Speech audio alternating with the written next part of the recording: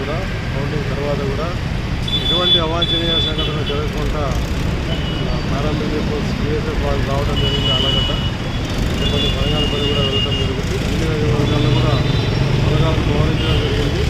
రాయి మార్చేస్తాం కంపల్సరీగా ప్రాబ్లం అనుకున్న విలేజెస్ కూడా రీలే డామినేట్ చేయడం, ఆర్డినెన్స్ చేయడం జరుగుతుంది. రాయిగాలు పెట్టుకోవడం కానీ రకరకాల కారణమైన వస్తువులు ఏవి పెట్టుకున్నా కానీ చట్టపరంగా అన్ని రకాల చర్యలకి బాధ్యులు అవుతారు. ఇది ఒక విషయం.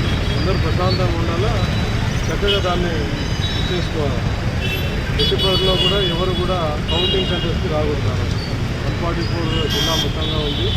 కౌంటింగ్ సెంటర్ దగ్గర ఎవరు కూడా ఏజెంట్లు క్యాండిడేట్లు తప్ప మిగతా వాళ్ళు ఎవరు కూడా ప్రజల్ని అనుమతించకూడదు.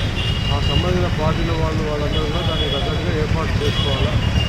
వాహనాలు రావద్దు, ప్రజానికం ఎవరు కూడా వాళ్ళు రావద్దు. పార్టీకి సంబంధించిన వాళ్ళు కార్యకర్తలు కానీ ప్రజలు కానీ ఎవరు రావద్దు కౌంటింగ్ సెంటర్. అట్లాగే ఎవరి గ్రామాల్లో వాళ్ళు ఉండాలా, ఎవరి మండల హెడ్ క్వార్టర్లో వాళ్ళు ఉండాలా. ఆ నియోజకవర్గం ఎక్కడా గుమికూడదు. ఒక కంపెనీ BSF వచ్చింది.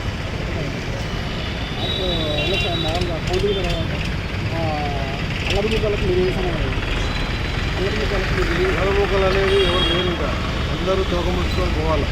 చట్ట పరిధిలో పడి ఎవరి పని వాళ్ళు చేసుకోవాల్సిందే.